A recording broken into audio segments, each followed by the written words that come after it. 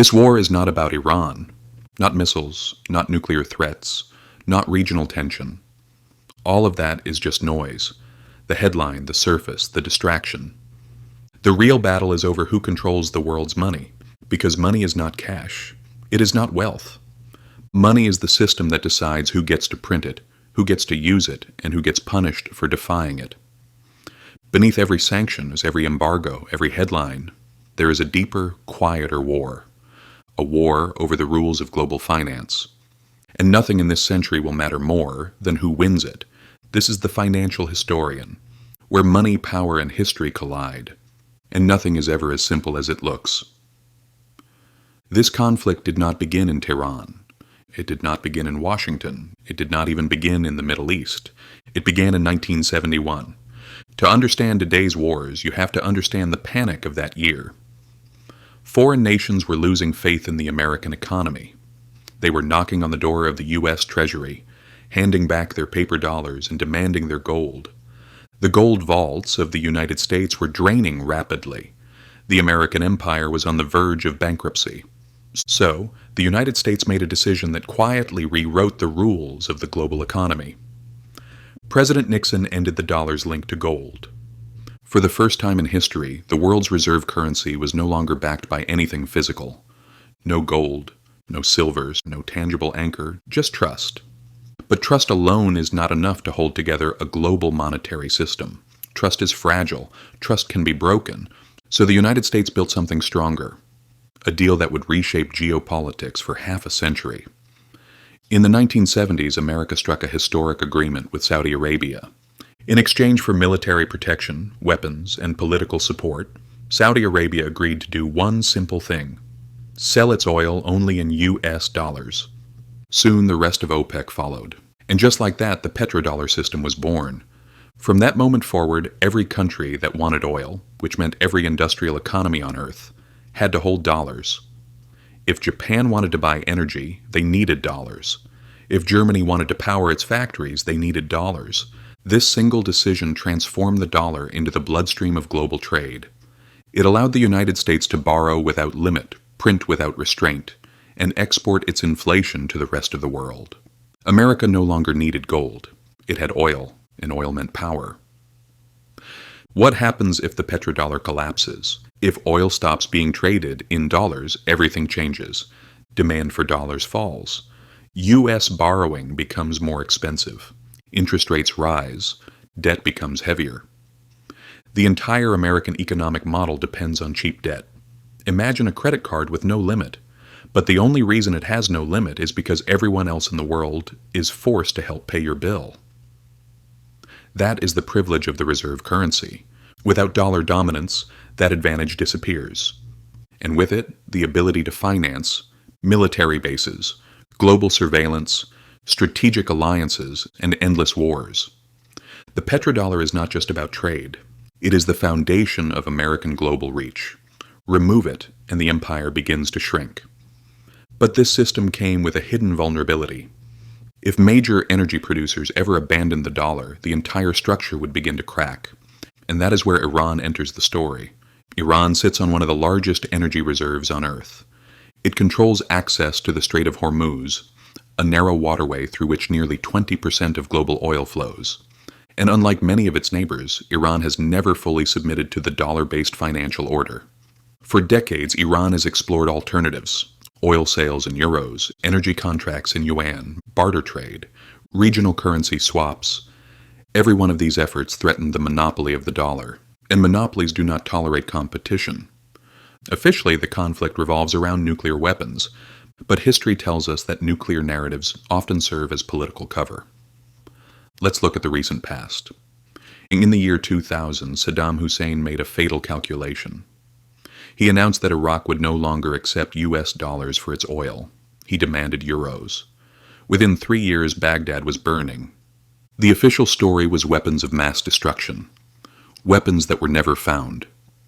Years later, Muammar Gaddafi proposed a unified African currency, the gold dinar, a currency backed by real gold, designed to sell African oil independently of the dollar. Soon after, NATO bombs fell on Tripoli. Iraq had weapons of mass destruction. Libya was building nuclear facilities.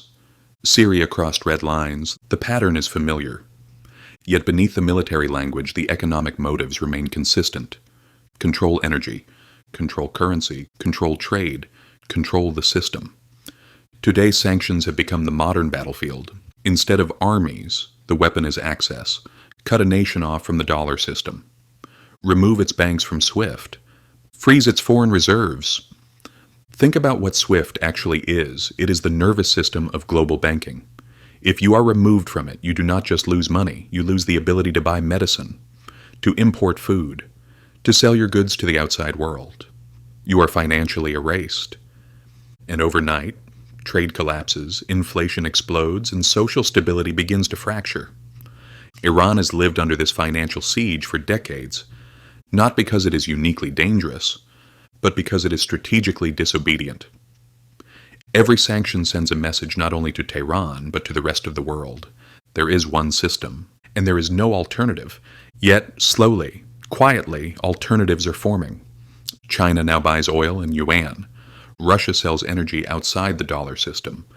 BRICS nations are constructing independent payment networks, trying to bypass Western infrastructure entirely. Central banks are accumulating gold at the fastest rate since the Second World War. Why? Because gold does not carry counterparty risk.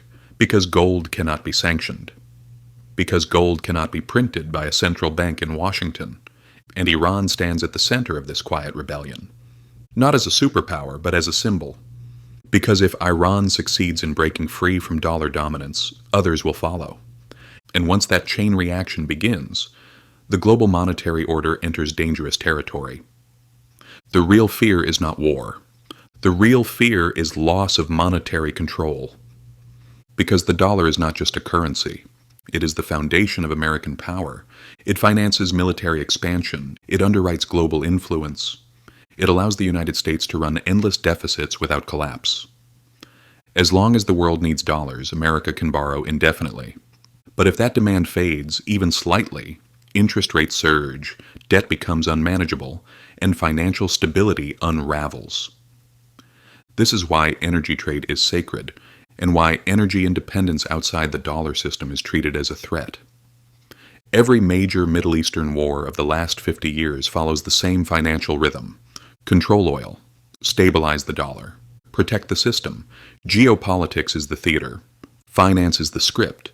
The Strait of Hormuz is the pressure point. It is only 21 miles wide at its narrowest point, a single choke point capable of destabilizing global energy markets within hours.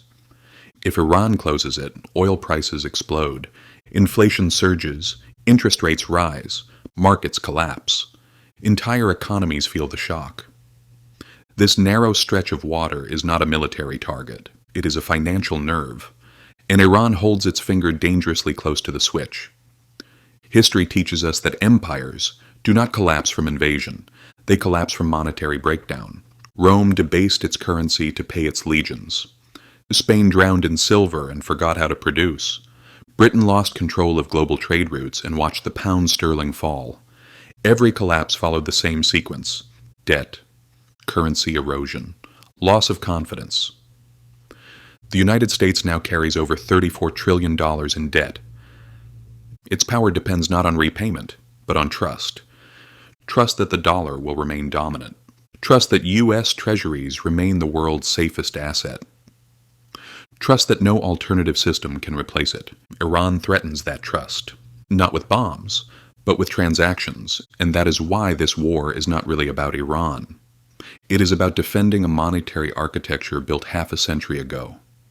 An architecture that allows one nation to print the world's reserve currency, borrow without consequence, and finance global dominance. It is a war over who controls money itself. Because money is not neutral, it decides who rises, who falls, who rules, and who obeys. This is not a regional conflict. This is not a nuclear standoff. This is not a political rivalry. This is a financial war, a struggle over the foundations of the modern world, and its outcome will shape the next century of global power. History hides the answers. I show you where to look.